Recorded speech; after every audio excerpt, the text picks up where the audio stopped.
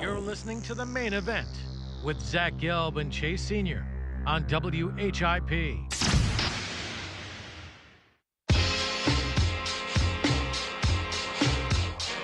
11:16 on this Friday. CBS Sports Network is kicking off the college basketball season tonight with the Veterans Classic at the Naval Academy, a doubleheader featuring Tennessee versus VCU at 6:30 and Michigan State versus Navy at 9 o'clock. Temple basketball is also back tonight. They face American at 7:30 at the Liacouras Center, and no one better to talk college basketball with than CBS Sports Network's college basketball insider, and that's Jon Rothstein from CBS. John, Zach, and Chase here at Temple. How are you? Good to be with you guys. Well, we appreciate you giving us a few minutes today. And your Twitter, I think, is one of the most compelling college basketball follows in the country. You get an enormous amount of basketball knowledge and the 140-plus characters. And you also get to see what places you get to eat at on each and every stop throughout the country. When you're in Philadelphia, what's your favorite food stop?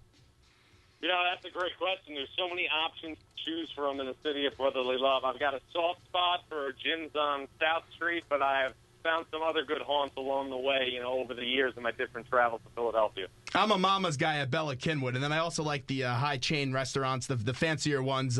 Del Frisco's is always good, Capitol Grill as well. But let's get to the main course, and that's college basketball season. It's back tonight.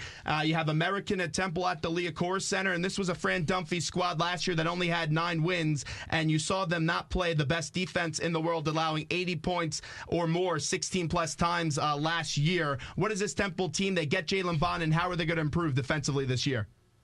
Well, I think the one thing that Temple has going for them is they have the potential to possibly close out games with Jalen Bond and another hybrid-type forward, Obi Inechinoya, their freshman, which would allow them to switch probably all ball screens defensively. I think one of the things that we saw from Cincinnati last year, when they had 2 mobile 4 and 5 men in Titus Rubles and Justin Jackson, everything seemed to funnel to the middle of the paint defensively. I think Temple has that with Bond and with Obi. So I think you'll see the two of them together up front. It's not the biggest team, but I think their ability to switch ball screens defensively will make the Owls better at that end of the floor. There's no question that Bonds and Obi are going to help the Owls out in the front court, but then you look at those secondary guys and a Mark Williams or a Devontae Watson and a Jimmy McDonald. How concerned are you with those three, and what is Temple going to need to get from them if they're going to want to be more successful this year down low?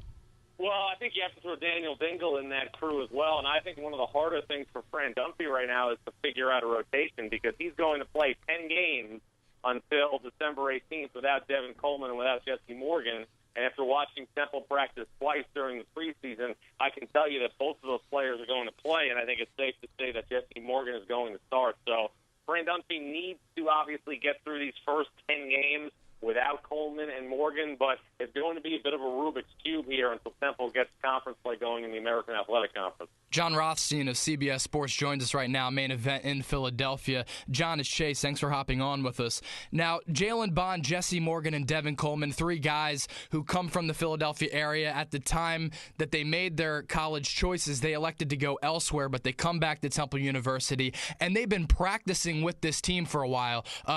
Morgan and Coleman are going to join this team December 18th when Temple takes on Delaware. How much do you think their veteran leadership is going to help this team? Because they didn't have a lot of veterans last year.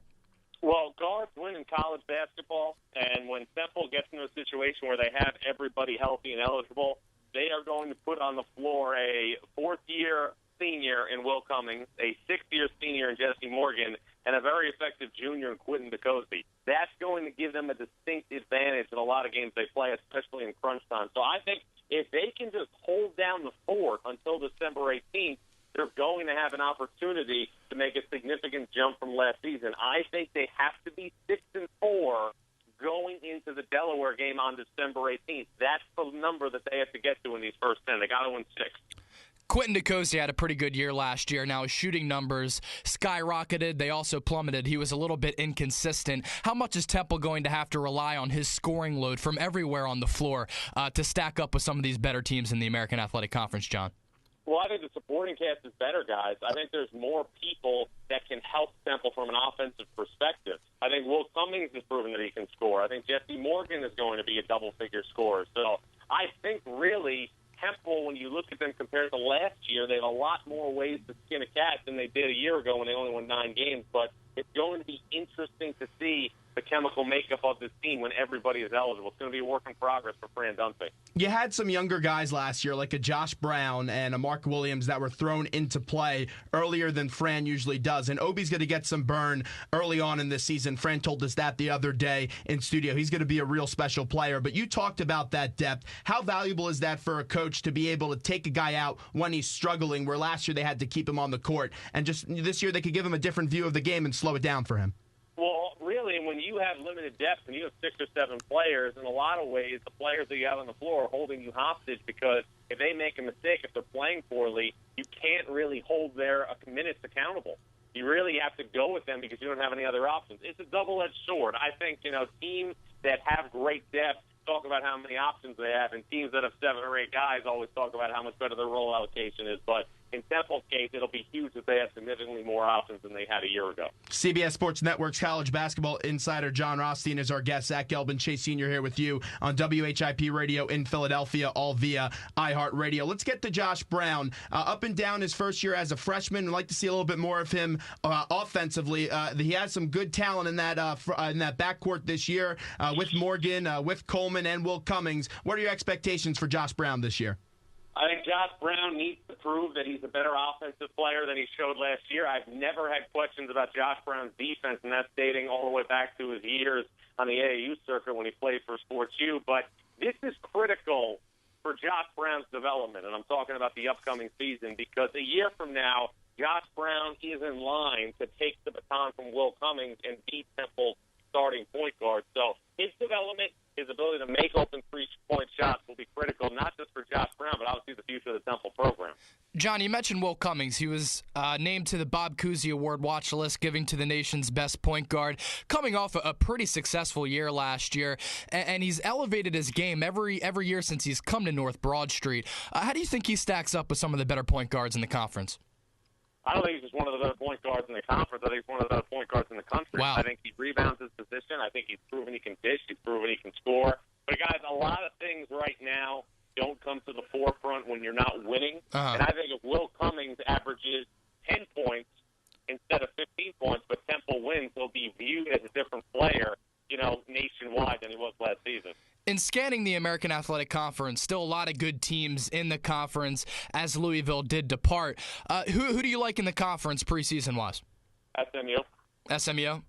And Larry Brown said that Kentucky should run the table. What'd you make of those comments? I don't think that there's really a lot of dispute. I mean, will Kentucky lose a game here or there? It's a possibility, but I would be shocked if the Wildcats lose more than 4 or 5 games this season. And each and every year, John Calipari just brings in another impressive recruiting team. And you just look at the guys he even brought in this year, and he gets some guys back from last year, and you see what John has really built at Kentucky. It seems like the only thing, the way that you could prevent them from winning is not making your free throws. This Kentucky team, they look really special this year, though, John. Yeah, no, they look really special, but you got to remember it's a one-game type scenario in the NCAA tournament. So even if they go 38-2 or 40-0, they still have to be really good 6 games in a row. That's difficult sometimes to achieve. Give me one team that people aren't talking about that you think could really make a run at it this year, and it's going to surprise a lot of people. What's one team in college basketball that you think will surprise some people? I think Illinois. Illinois, to me, looks like an NCAA tournament team. I watched them practice in Champaign. They bring in a couple of really talented transfers on the perimeter, and Ahmad Starks from Oregon State and Aaron Cosby from Seton Hall. That'll take a lot of pressure off Ray Rice. I think that's the sleeper team in the Big Ten this season. John, how do you think UConn responds after winning the national championship? Shabazz Napier gets drafted by the Miami Heat. They still have Ryan Boatwright, the preseason American Athletic Conference Player of the Year. How do you think they do following that championship run?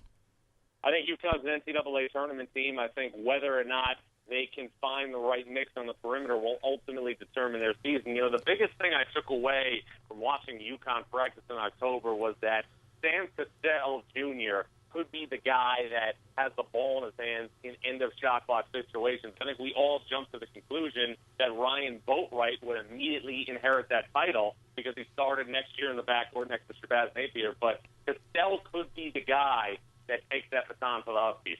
John, before we let you go, as we're talking to Jon Rothstein from CBS Sports, the network college basketball insider, this Temple team, they made some noise for next year already, bringing in 3 4-star recruits in Levon Austin, Trey Lowe, and Big Ernest. This was some get by Fran Dunphy, who's been criticized over the years for not bringing in the big recruits that are local guys. How do you think he got these 3 guys to stay on home?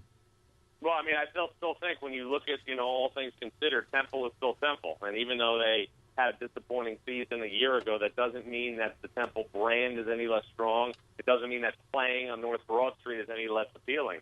Temple had a setback last year, and I think, the way you look at things right now, I think they're set up to be a postseason team this year in March of 2015. Whether that's a postseason tournament that has 3 letters next to it or 4, we'll find out over the next couple of months.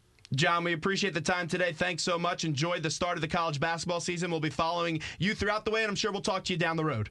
Thanks, Zach. There is Jon Rothstein from CBS Sports. Okay, what we got to do now, time in the studio is 11:27. We're going to take a quick break, and when we get back, we talk to a Maxwell Award winner, former Penn State and Temple quarterback, Steve Joachim, as we get you full going on the coverage, Temple and Penn State. That's what will dominate the conversation for the next 30 minutes of the show, and we'll be right back.